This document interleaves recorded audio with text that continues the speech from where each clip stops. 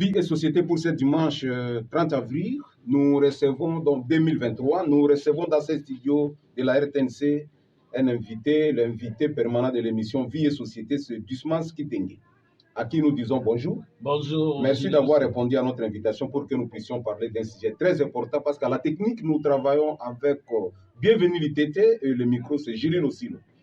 Merci, bienvenue. Merci parce que le temps nous fait défaut. Dusman, vous êtes activiste des droits humains, si nous pouvons le dire. Nous vous invitons dans cette émission pour que nous puissions parler d'un sujet très important, c'est la mission des forces de l'EAC en RDC.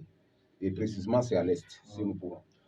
Alors, Dusman, il y a un constat, ou une confusion, si nous pouvons le dire, dans la mission des forces de l'EAC en RDC, précisément dans la partie Est et dans les provinces du Nord Kivu et de l'Ituri. Est-ce que la mission est offensive, réconciliable, si nous pouvons le dire, observatrice? Voilà autant de questions que se posent les Congolais. Et là aussi, donc, dans le corps de l'émission, nous allons ouvrir un peu une brèche ou encore une parenthèse sur l'indemnisation des victimes de 6 jours. Donc, une façon seulement d'ouvrir un peu la précision là-dessus. Alors, sans tarder, Dusman, comment les autorités peuvent comprendre par l'EAC et d'abord, comment elle est devenue force? Ok. L'EAC, c'est en anglais Eastern African Community. C'est-à-dire la communauté de l'Afrique de l'Est. La communauté, donc, entendu, la communauté économique de l'Afrique de l'Est. C'est constitué de 7 pays. Il y a 7 pays qui forment cette communauté-là. Nous avons le Kenya, la Tanzanie, le Burundi, l'Ouganda, le Soudan du Sud, la RDC et le Rwanda. La RDC a adhéré à la communauté est-africaine en 2022, donc l'année passée, à travers un vote du Parlement congolais qui a autorisé les chefs d'État à ratifier cet accord, puisque ces États sont réunis par un accord. Un accord dans le domaine économique pour faciliter le transport de marchandises, mais aussi un accord qui peut se faire dans le domaine de la paix, de la stabilité. Donc ça, c'est l'EAC. Le siège de l'EAC, c'est à Arusha, en Tanzanie. Donc voilà. Les 7 pays qui les composent. Alors, quand il y a eu des conflits en RDC, et particulièrement à l'Est et au Nord Kivu, quand le M23 a recommencé, a recommencé la guerre contre les forces armées de la RDC, l'EAC a tenu beaucoup de réunions en Nairobi. Et notre président a participé. Et au cours de ces réunions, entre les chefs d'État, les 7 chefs d'État de la région, ils se sont convenus d'envoyer une force régionale, c'est-à-dire une force militaire, au Nord Kivu, principalement, pour stopper l'avancée donc, du M23. La première mission, voilà. Nous allons revenir là. Bon, je trouve que par rapport à la conception de l'EAC, il y a, donc c'est anglais, parce que mais il y a, oui, le C là, c'est presque, il y a également le mot, oui, mais il y a encore le mot économique là-dessus. Donc c'est dans le cadre de circulation c'est la libre circulation des marchandises et des personnes. Il y a les personnes qui doivent circuler. En principe, les ressortissants de cet État-là, ils doivent arriver à ne plus utiliser le visa. C'est que quand un Congolais doit aller en Tanzanie, au Kenya, au Burundi, sans visa, c'est-à-dire le passeport suffit. La libre circulation des personnes et la libre circulation des biens, des marchandises, donc, doit être assurée au sein de 7 pays. Mais ils ne sont pas encore arrivés là. Ça, c'est un objectif. Mais là, ce sont les objectifs. Là, ça pourrait être une belle mission, si nous pouvons le dire. Oui, c'est une belle mission. C'est une belle mission. Donc, la RDC, en adhérant, devait tirer les avantages. Le premier avantage, c'est que la libre circulation des personnes. Les ressortissants de la RDC n'auront plus besoin de visa dans ces États-là. Et d'ailleurs, pour votre information, pour le cas du Burundi, pour le cas du Rwanda, dans le cas de la CPGL, nous n'avons plus besoin de visa. Donc, un Congolais peut entrer au Rwanda, entre au Rwanda rien qu'avec le passeport. Entre au Burundi rien qu'avec le passeport. Ça, c'est déjà en application. C'est déjà en application. Mais ils doivent étendre déjà aux autres pays là. Oui. Donc, mais ce n'est pas encore arrivé, c'est dans l'objectif. Ensuite, le marchandise. Le marchandise provenant, par exemple, de la RDC, qui vont dans ces pays-là, ne doivent plus payer les taxes de douane. C'est prévu que ça se passe. Ce n'est pas encore réalisé, mais c'est un des objectifs. Et donc, les gains économiques. Donc, si nous exportons vers ces pays-là, nous n'allons pas payer les taxes. Si ces pays-là exportent aussi vers nous, ne payent pas les taxes. Donc, la suppression des taxes douanières est prévue dans le cadre de l'EAC. C'est aussi un avantage. C'était une belle mission, c'est une Oui, c'est une belle mission. Bon, donc, la RDC, en adhérant, nous avons trouvé quand même qu'il y a de l'intérêt. Puisque la RDC ne peut pas signer un accord sans intérêt. Nous avons trouvé que nous allons tirer des bénéfices. Et ensuite, la paix. La paix entre les pays, les 7 pays-là. Mais sauf que là, déjà, si nous pouvons le dire, alors, un des pays, le problème, c'est qu'un des pays membres de l'EAC a fait la guerre à un autre pays membre. On verra ça. Voilà. Alors, je trouve que par rapport à la mission, il y a d'abord la mission de libre circulation des personnes et des donc, biens. Donc, c'est une mission économique, si nous pouvons le dire. Oui. Il y a encore la mission sécuritaire. Cette mission s'ajoute maintenant, l'EAC a maintenant double mission. Oui. Donc, il y a la libre circulation des personnes et des biens et la stabilité. La stabilité et la sécurité dans tous ces pays-là. La paix. Voilà. Voilà.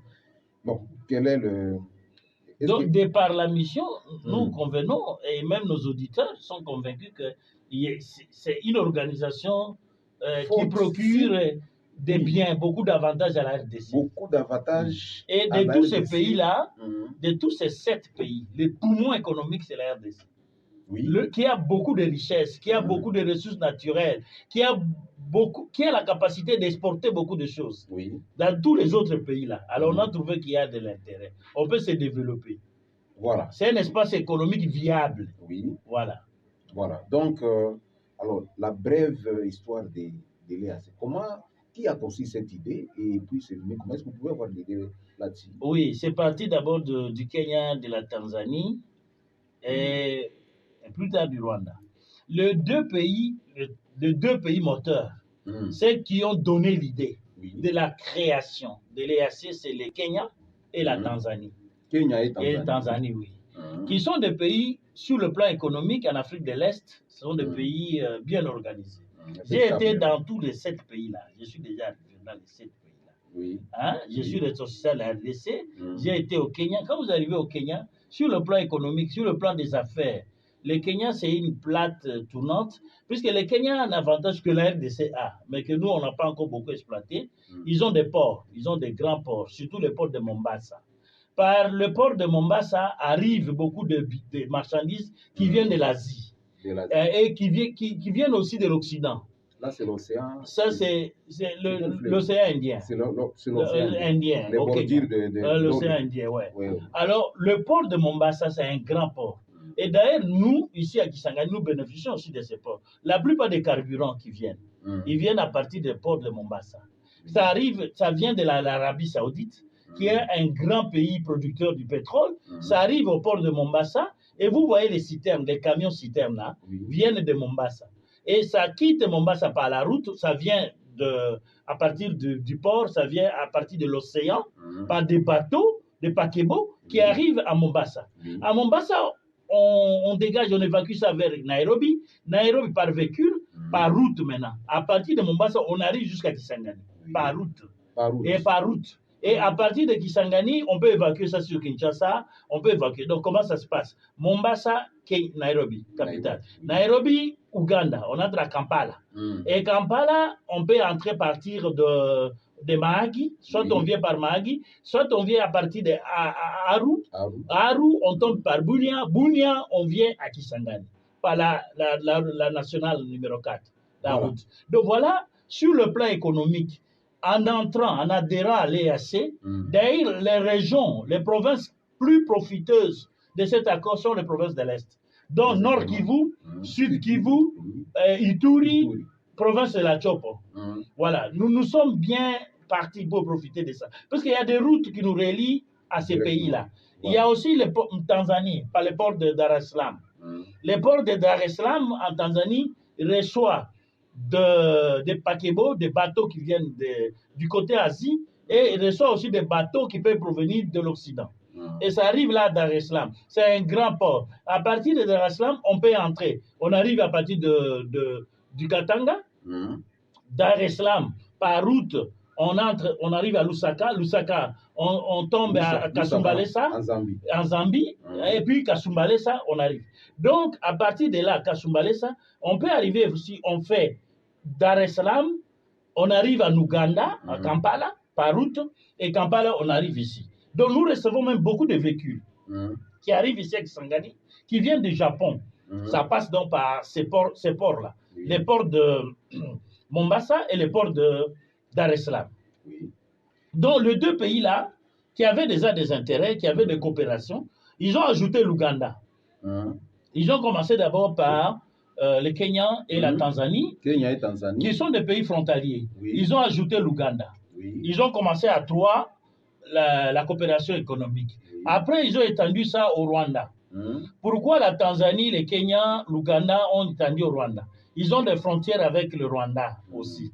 Alors, ils se sont rendus compte que le Soudan du Sud aussi est frontalier avec l'Ouganda, puisqu'à partir de Kampala, vous arrivez à Djouba, au Soudan du Sud. Ils ont dit qu'il y a un intérêt par la route, donc les voies d'évacuation. Et après, ils ont ajouté la RDC.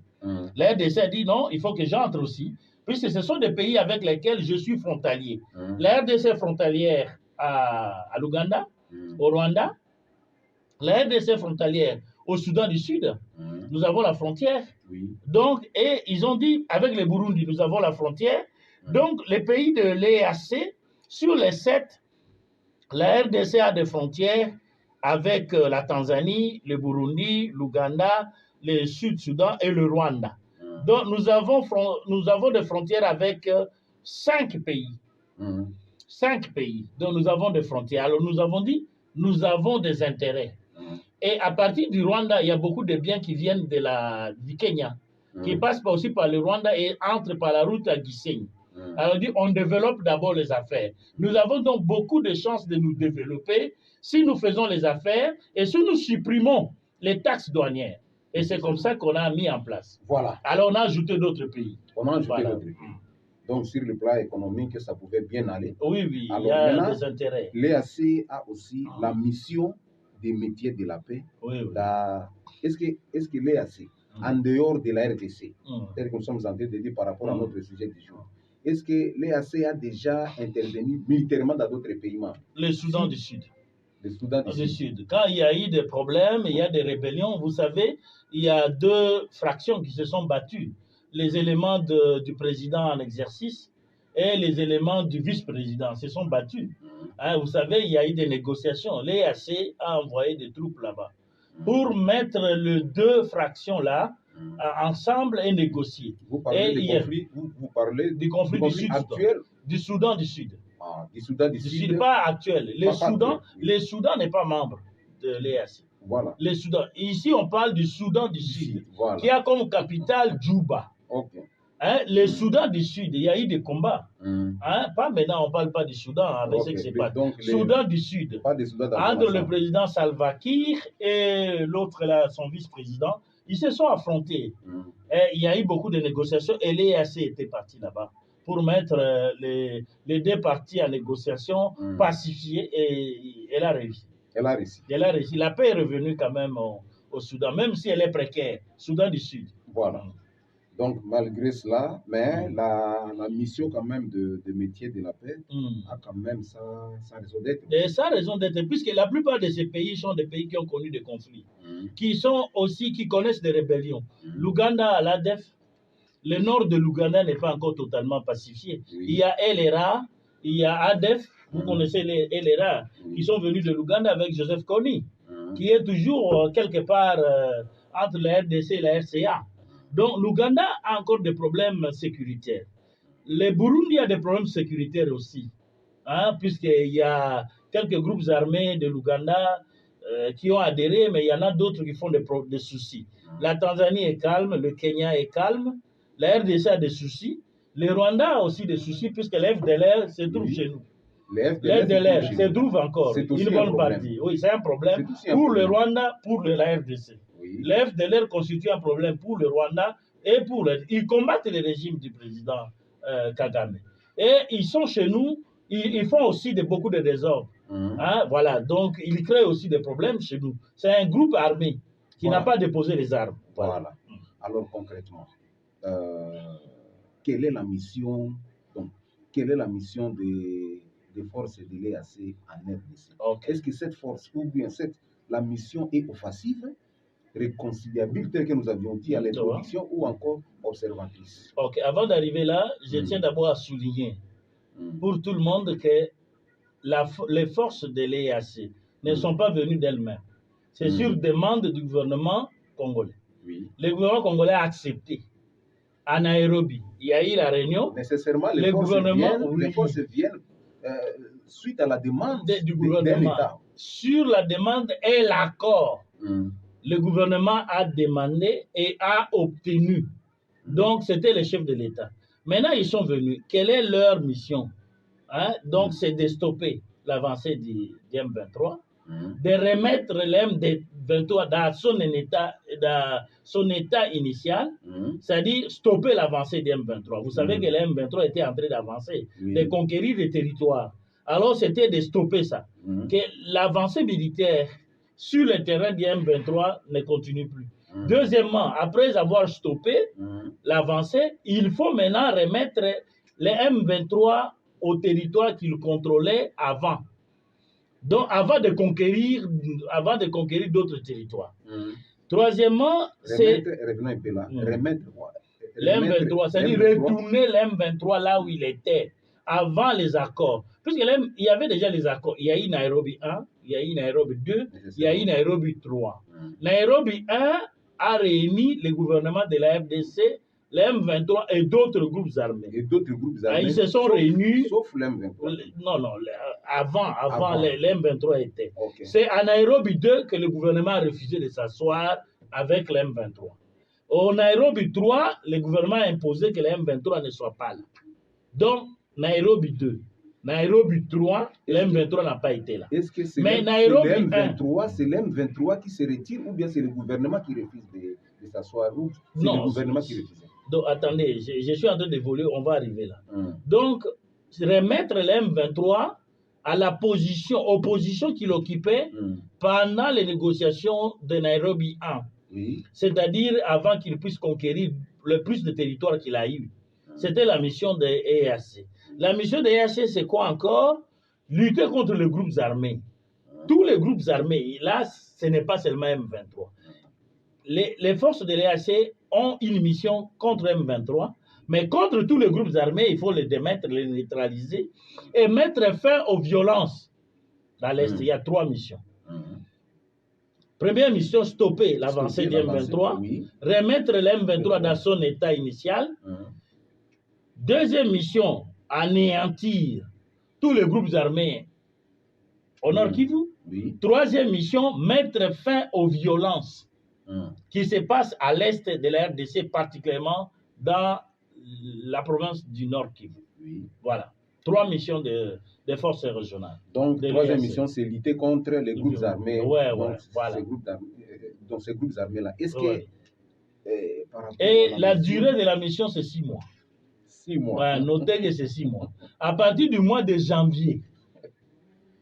6 mois à partir du mois de janvier 2023. 23, donc, comptez, c'est jusqu'au mois de juillet.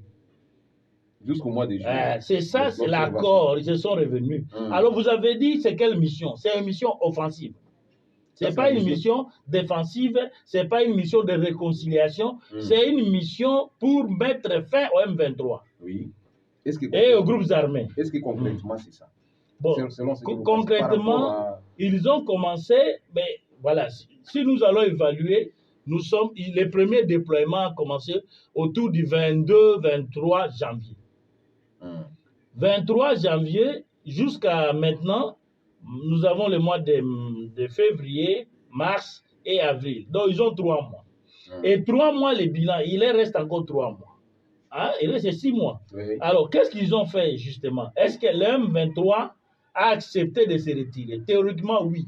L'M23 a accepté de se retirer. Oui. On a vu à travers des images comment l'M23 quittait les territoires. Mais maintenant, l'EAC a donné ça. Théoriquement, nous pouvons dire l'M23 a accepté la présence de cette force. L'M23 a cédé des territoires aux forces de l'EAC. Et les forces de l'EAC doivent les remettre au FRDC. Donc, c'était sans les clauses. C'était ça les clauses. Donc, l'M23 cède les territoires qu'ils occupaient aux forces de l'EAC. Oui. Et après avoir acquis ça, ces territoires, les forces de l'EAC doivent les céder maintenant au FRDC. Mais nous sommes à la phase où le M23, théoriquement, s'est retiré. C'est-à-dire les militaires se retirent. Théoriquement, quand je dis théoriquement, c'est-à-dire on voit réellement les forces du M23 céder les territoires aux forces de l'EAC. Mais quand je dis théoriquement, c'est quoi? Formellement, on voit ça.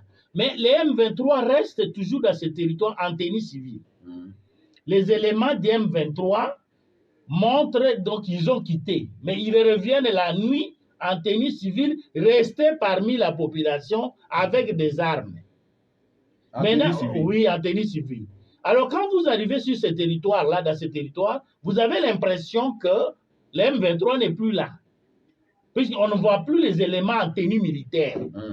Et on voit réellement qu'ils ont cédé le territoire aux forces de l'EAC. Les forces de l'EAC occupent ces territoires, contrôlent ces territoires. Mais les éléments du M23 sont toujours là, en tenue civile, confondus maintenant entre la population. Exerçant aussi leur administration. Oui, contrôlant toujours l'administration.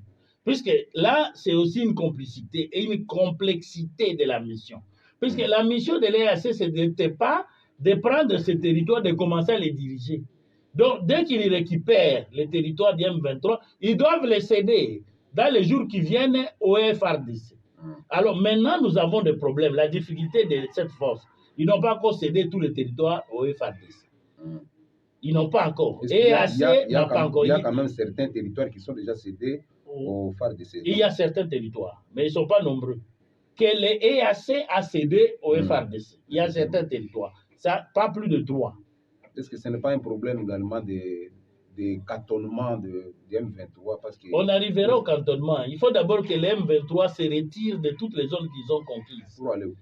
Pour aller quelque part où ils seront cantonnés. Mais là, là ce n'est pas encore prévu. Donc, la place... Ils doivent choisir la place. Vous avez entendu le gouvernement qui disait, dans les hypothèses, il n'y a pas encore une décision. C'est le gouvernement de la RDC qui doit préciser les endroits où le M23 sera cantonné. On a parlé dernièrement du Maniema, la province du Maniema, et vous avez entendu les leaders du Maniema refuser que le M23 soit là. Donc le gouvernement cherche encore les places où les M23 peuvent être. Alors je continue, ils cèdent. Mais l'EAC n'a pas le pouvoir d'administrer ces territoires. Nécessairement. Alors voilà un peu à quelle phase nous sommes. Donc il y a certains territoires qui ont été cédés aux forces de l'EAC. Nous avons vu ça. Mais les forces de l'EAC, à leur tour, doivent d'abord sécuriser ces territoires-là et ensuite les céder au niveau au FRDC. Donc le problème, c'est que il y a quand même des avancées. Ils sont en train quand même de faire leur travail. C'est qu'ils ont obtenu quelques territoires que l'M23 a cédés, mais le problème, la difficulté, ils n'ont pas encore réussi à sécuriser ces territoires-là cédés par l'M23. Sécuriser, ça veut dire il faut qu'ils soient à mesure de détecter qu'il y a des éléments du M23 qui sont là avec armes, mais en tenue civile.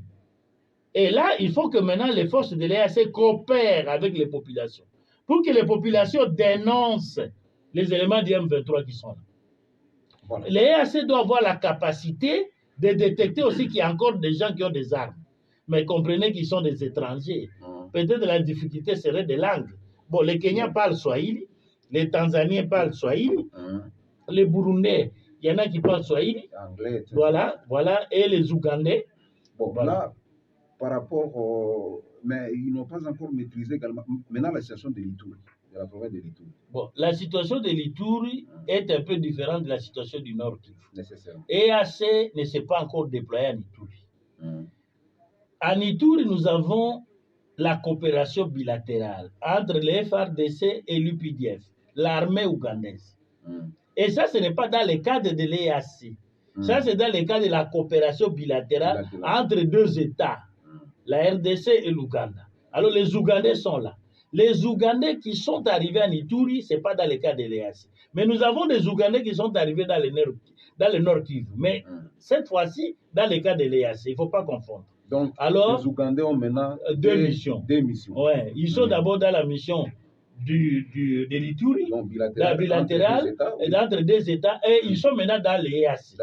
Et le gouvernement congolais a accepté. Parmi tous ces États ici, le gouvernement a refusé et obtenu que le Rwanda n'envoie pas ses troupes dans l'EAC. Et ce qui a été fait. Alors, le Sud-Soudan a envoyé les troupes. Nous avons les forces, l'armée du Sud-Soudan qui est dans le Nord Kivu. Mais le Sud-Soudan envoie les troupes pendant que le Sud-Soudan n'est pas membre. Non, le Sud-Soudan est membre de l'EAC. Ok. Le Sud-Soudan, le Soudan du Sud est membre de l'EAC. Ils ont envoyé. Oui. Alors, les Ougandais sont arrivés aussi au Nord Kivu. Alors, leur mission, c'est en train d'avancer, mais avec cette difficulté que je vous ai donnée, que l'M23 n'est pas sincère, il se retire et reste là en tenue civile avec des armes. Mais l'EAC aussi a des difficultés pour céder. Il faut que l'EAC cède rapidement les territoires que l'M23 lui a donné.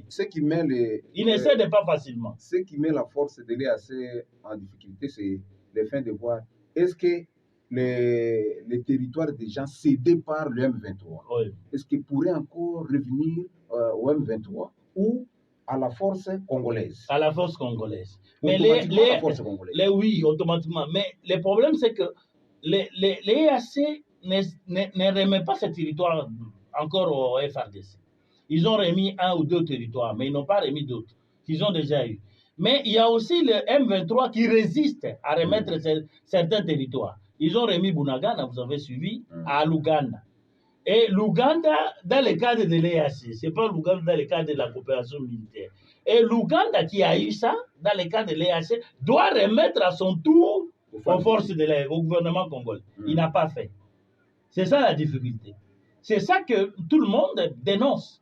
Mais pourquoi l'Ouganda doit résister? Depuis qu'il a eu Bunagana, qu'il a récupéré Bunagana, qu'il a eu Bunagana cédé par l'M23, c'est plus de 2 semaines maintenant.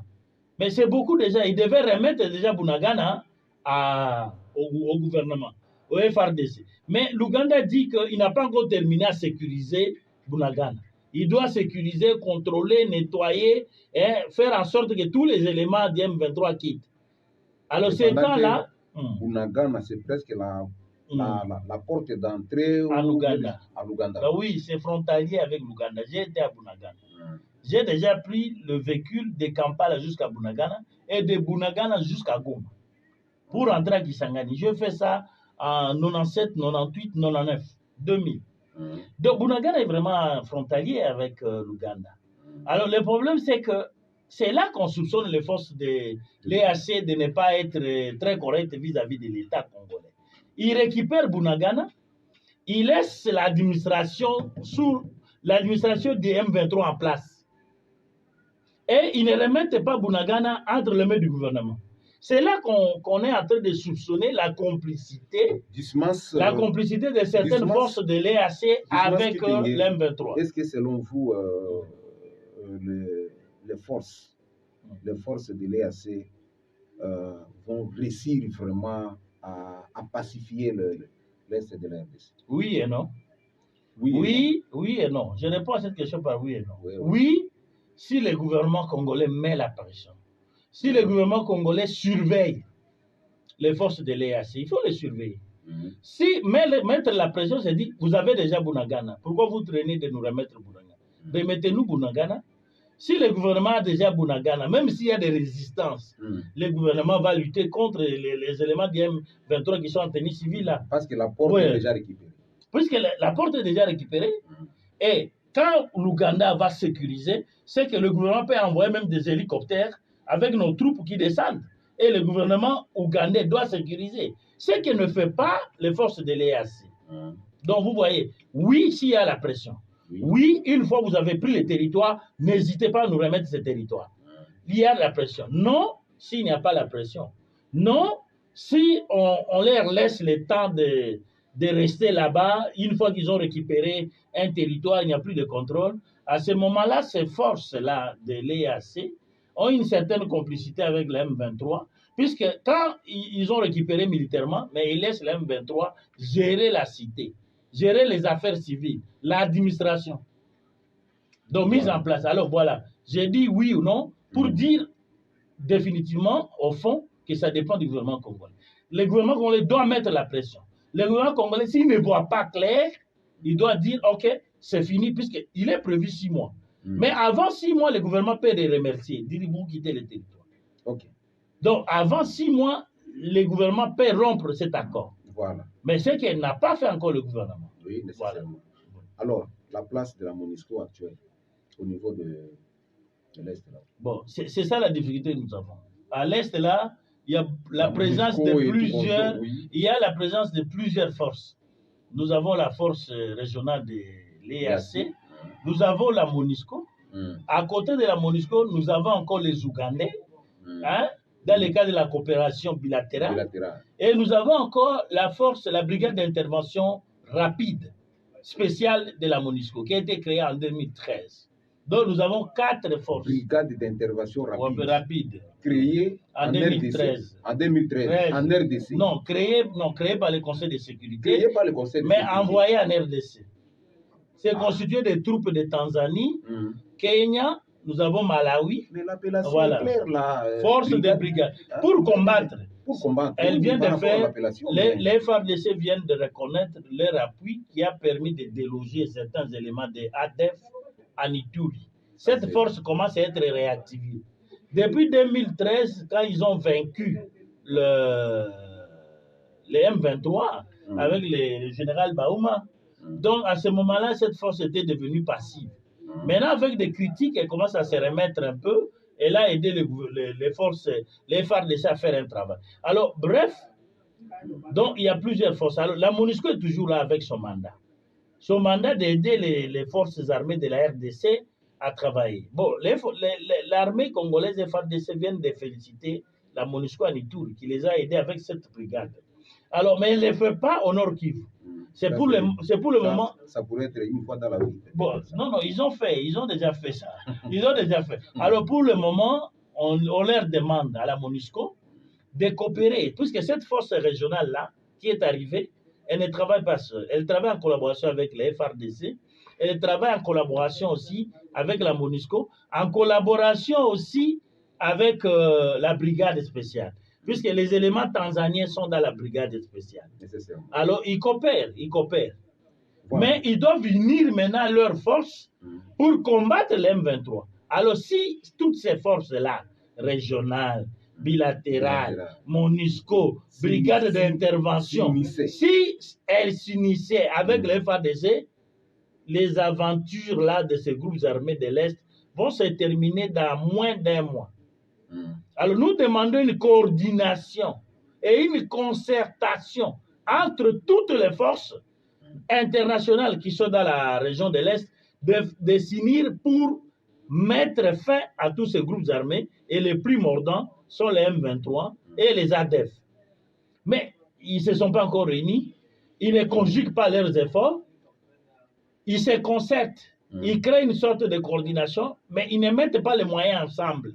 Voilà. Il faut mettre les moyens. Et qui va demander ça? Premièrement, le gouvernement congolais. Qui va exiger ça? Deuxièmement, les populations congolaises.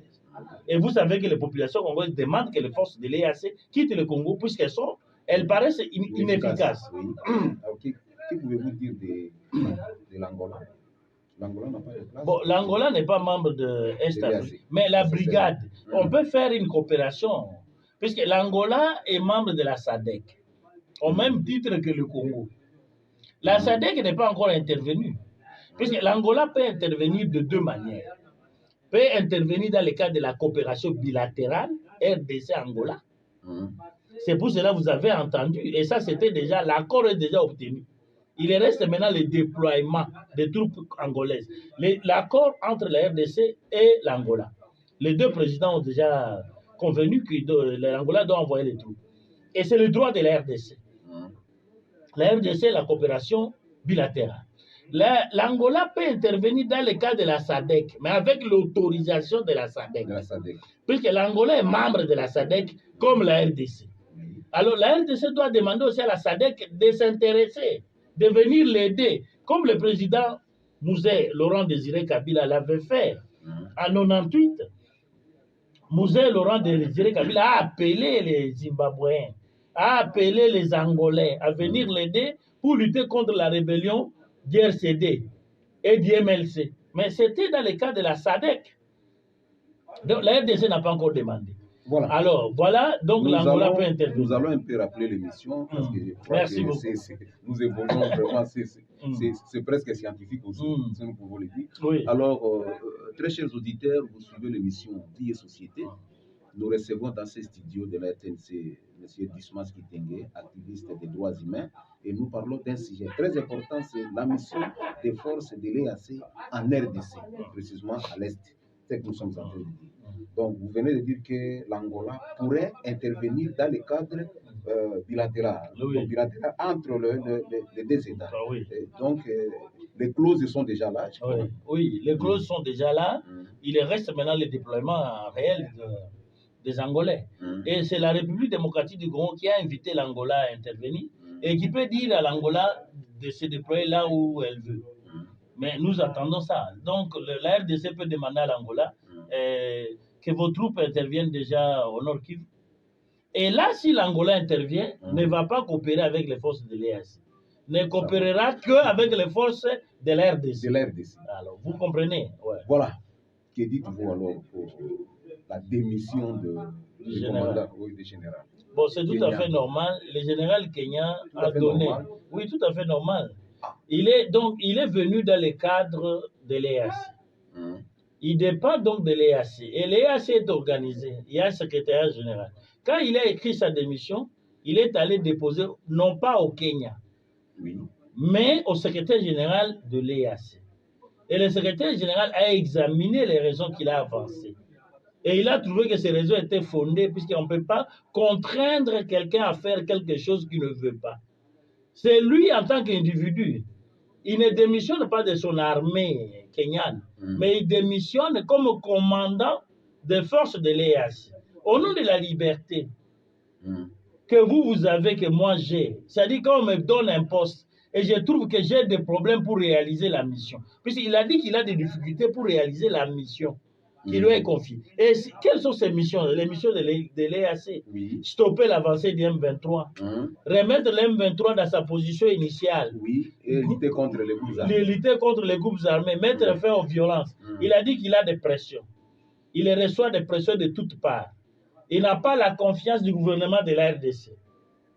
La confiance du gouvernement de la RDC. Puisque le gouvernement de la RDC dit, mais ces forces-là, on ne comprend plus ce qu'elles font. Et ces forces-là, une fois qu'ils ont conquis le territoire, ils ne nous rendent pas ça. Alors il dit, pourquoi ils doivent continuer? Moi, je trouve ces raisons fondées. Et on a déjà remplacé par un autre commandant. Oui, par un autre commandant. Donc, nous pouvons dire que, mais quelque part, la RDC est vigilante quand même. Bon, la RDC fait son travail sous pression de la population. Nous avons donc, la RDC est une société civile dynamique, il y a des populations qui réclament. Puis si le gouvernement a mis la pression sur le commandant, c'est sur base de ce que les plaintes des populations, des demandes des populations. C'est une bonne chose puisqu'il faut les surveiller. Mais nous disons que ça ne suffit pas, puisque, bon, on doit évaluer après 6 mois. Mais si on trouve que ça ne marche pas, puisque les territoires déjà conquis par les territoires cédés par la M23 aux forces régionales devaient déjà revenir au gouvernement. Il y a encore des retards là. Et nous pouvons dire, bon, stop, vous arrêtez et vous partez. Mais moi, je conseillerais au gouvernement de ne pas d'abord le faire partie maintenant. Il faut continuer toujours à faire la pression sur ces forces afin qu'elles cèdent les territoires aux forces armées de la République. Et deuxièmement, si au terme de 6 mois, on trouve que les résultats n'étaient pas satisfaisants, on les remercie et les rentre. Et nous développons maintenant la coopération bilatérale. Et moi, la coopération bilatérale, l'Ouganda là doit rentrer dans la coopération bilatérale. Et on prend des pays comme l'Angola. Oui. On prend les pays comme l'Angola dans le cadre de la coopération bilatérale qui peut faire un travail. Oui, ils peuvent faire un travail. Et on demande à la MONUSCO. Moi, je ne suis pas d'accord que la MONUSCO quitte maintenant. Mais demander à la MONUSCO de changer les forces. De ne plus nous donner des forces des pays là qui sont faibles. De demander qu'on nous donne des forces des pays qui sont capables de nous aider. Par exemple, les Chinois. De demander que les troupes chinoises viennent dans le cadre de la MONUSCO. Et les autres troupes, nous les retournons. Nous demandons que les Chinois arrivent. Puisque nous savons que les Chinois sont de notre côté, de la RDC.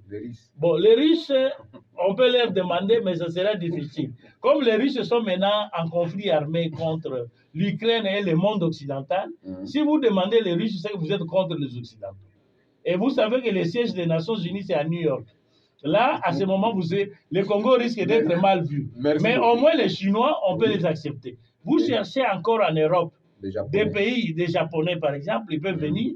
Vous cherchez des pays qui ont des armées fortes et vous demandez aux Nations Unies de nous envoyer des troupes des Nations Unies qui sont fortes, qui peuvent terminer ces aventures à peu de temps. Voilà, une parenthèse. Parce que ça nous reste qu'au moins 15 minutes pour que nous puissions... Ouais, on est encore dans le temps. Ouais. Voilà. Alors, une parenthèse, où sommes-nous? Où sommes-nous pour l'indemnisation des victimes de guerre de 6 jours? Là, c'est à 10 minutes, nous allons parler de cette parenthèse. Indemnisation, il y a 2 étapes importantes. Oui, la première étape, c'est le fonds de réhabilitation provisoire qui a été donné par le gouvernement congolais. En 2020, le gouvernement congolais avait déployé 1 500 000 $ en faveur des victimes de la guerre de 6 jours à Kisangani. Seulement 545 000 $ ont été décaissés dans le cadre de la première tranche. Comment vous avez su ça? Donc, mais on a toutes ces informations qui sont publiques. Le ministre des Droits humains était venu ici, à l'époque, M. André Litte, et qui a reçu les victimes, qui a reçu les associations qui accompagnent les victimes, dont le groupe Lotus. Donc nous étions là, et tous ces chiffres-là ont été annoncés en public. Ce n'était pas en cachette, c'était même au gouvernorat. Où on a remis les 545 000 $ liquides et cash à l'association des victimes de guerre de 6 jours. On a donné, le ministre a remis publiquement au gouvernorat de la province de la Tchop 545 000 $. Nous avons vu l'argent comme ça, M. Gilly, on a donné l'argent en espèces aux victimes. Et les victimes ont confié cet argent à la Caritas. Et les victimes qui étaient dénombrées, qui étaient chiffrées à l'époque, plus de 3 500, chacune a reçu au moins 150 $. Et les 15 $ là, on a donné, les victimes ont accepté qu'elles donnent ça aux différents services qui les ont accompagnés. Alors, nous avons su ça. Il restait maintenant la deuxième tranche qui devait venir et la troisième. Attendez, la première tranche c'était 1 500 000. Non. Mais ce que vous avez... Non, la première tranche, 545 000 $. Le montant global débloqué par le gouvernement congolais, c'était 1 500 000. De 1 500 000 devait être donné en 3 tranches. La première tranche que le gouvernement donnait, 545 000.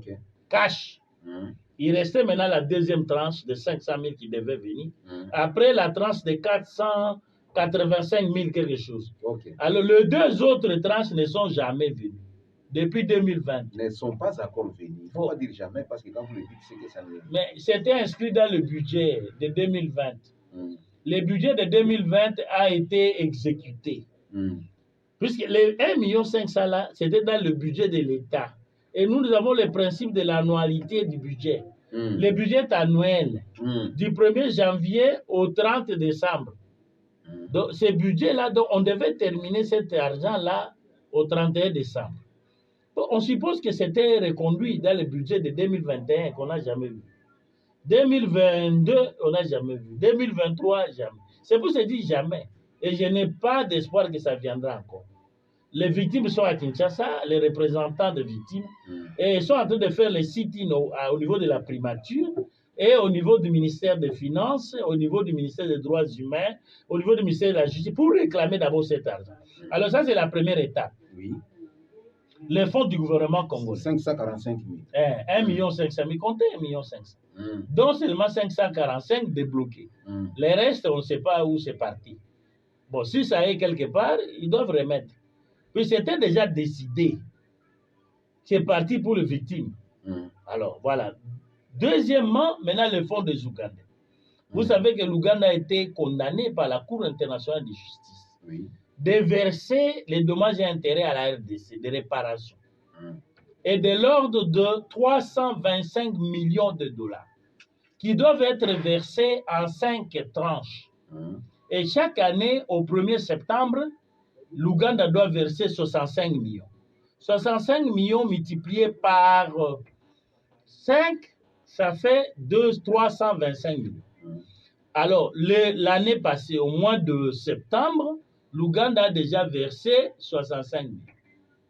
Alors, depuis le mois de septembre, jusqu'à maintenant, donc on demande au gouvernement congolais, le gouvernement a accepté qu'il a reçu les 65 millions. Mais le gouvernement dit qu'il n'a pas touché à cet argent jusqu'à présent. Mais les victimes sont impatientes. Elles veulent voir, puisqu'on va s'approcher, on est déjà presque au mois de mai, donc on est au fin avril aujourd'hui, donc au mois de septembre, il y aura encore les 65 millions. Alors les victimes demandent qu'est-ce que vous faites de ces 65 millions que vous avez déjà reçus? Et voilà, elles attendent d'avoir ça, d'accéder à ces fonds. Mais le gouvernement dit, attendez, nous mettons en place tous les mécanismes de bonne gestion. Le gouvernement dit qu'il a créé 2 organismes, 2 mécanismes. Le FONAREV, Fonds national de réparation en faveur des victimes, et les FRIVAO. Les FRIVAO, c'est le fonds de réparation en faveur des victimes. Les FRIVAO va gérer l'argent de 65 millions. Le FONAREV va gérer le fonds que le gouvernement va donner. Et ça, c'est pour toute la République. Tandis que les FRIVAO, c'est seulement Kisangani, Ituri. Et dans le cas de l'exécution du jugement, de l'arrêt de la Cour internationale de justice, accordant les réparations de l'Ouganda à la RDC. Comment vous voyez le comportement de l'Ouganda par rapport à la situation? Vous ne voyez pas que l'Ouganda, quand même, parce que quelque part, c'était à ce que le Rwanda et l'Ouganda également. Mais le Rwanda a désisté. Le Rwanda a refusé la compétence, de reconnaître d'abord la compétence de la CIJ pour le juger. Mais l'Ouganda a accepté. L'Ouganda est malin. Moi, je dis, l'Ouganda se comporte, entre guillemets, un bon élève de la communauté internationale. Il est malin. Pourquoi je dis qu'il est malin? 1, il a accepté d'être condamné. 2, il est condamné, il verse l'argent. Mais 3, il est en train d'occuper encore le territoire congolais. Dans le cadre de la coopération militaire. Mais nous, on n'a pas tous les moyens de vérifier ce que l'Ouganda fait chez nous. Peut-être l'argent que l'Ouganda est en train de nous payer vient de ce qu'il a d'abord exploité entre 1998 et 2003, puisque tout ce que l'Ouganda a gagné de l'exploitation de nos ressources pendant 5 ans dépasse de loin les 325 millions. Ce sont des milliards que l'Ouganda a gagnés. Alors, sortir de ces milliards-là, moins d'un demi-milliard. Comment vous parlez de chiffres comme ça? Oui, je parle de chiffres puisque je suis un acteur qui a documenté beaucoup de choses que l'Ouganda a faites au Congo entre 1998 et 2003, 5 ans. L'Ouganda a exploité nos matières premières. J'étais témoin. La plupart des matières que le Congolais obtenait ici, il partait les vendre en Ouganda, à Kampala, pendant la rébellion de 1998 et 2003.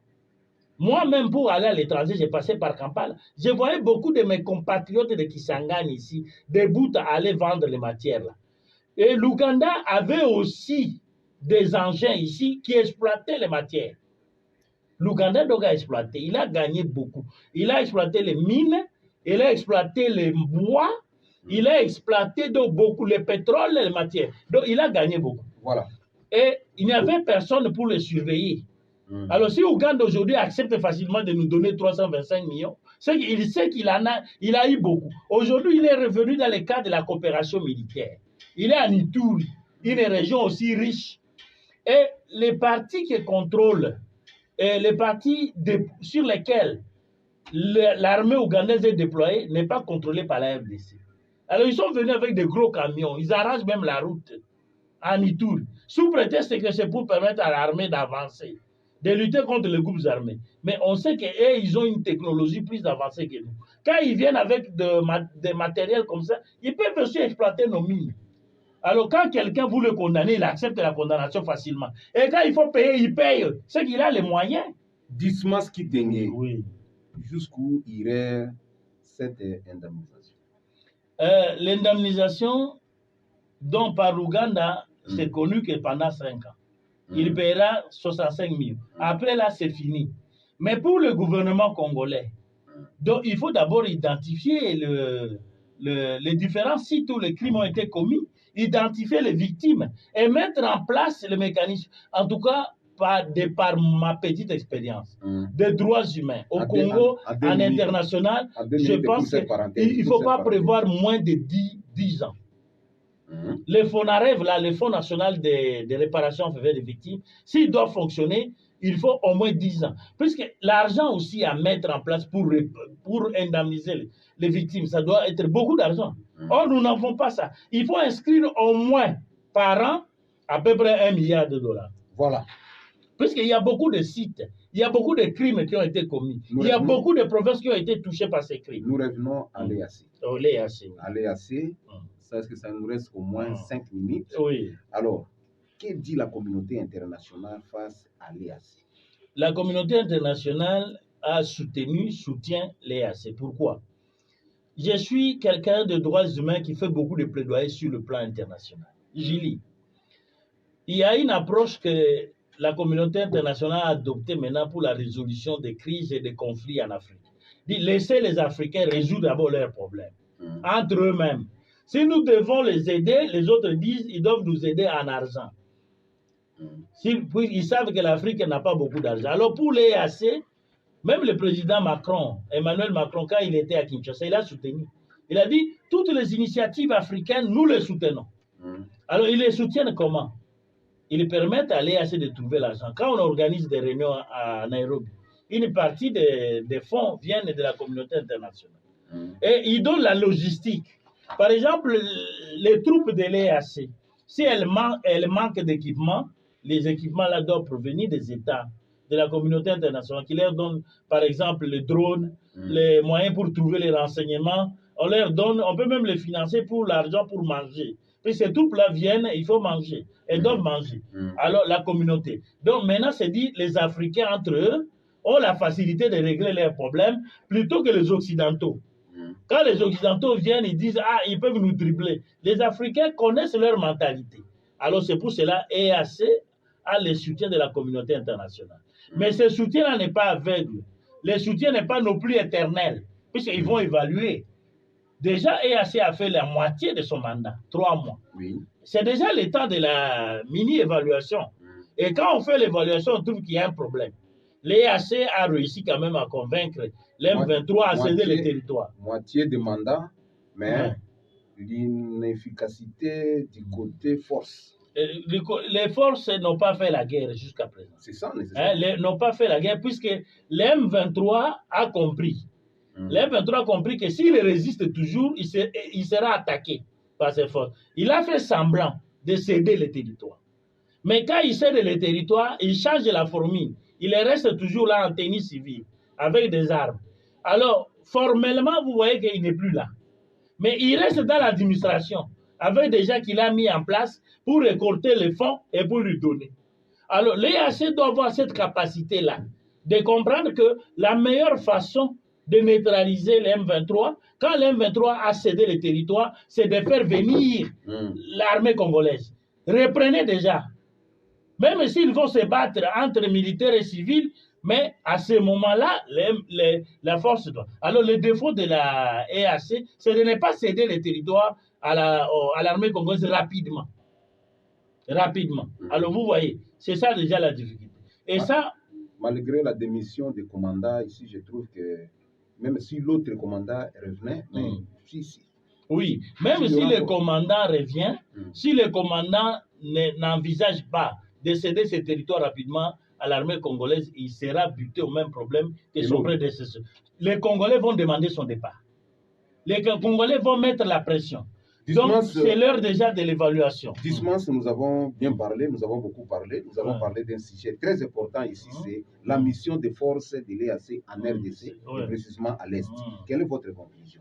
Bon, ma conclusion, c'est que le gouvernement, l'EAC est là sur le terrain, elle a fait quand même quelque chose. On ne peut pas dire qu'elle n'a rien fait.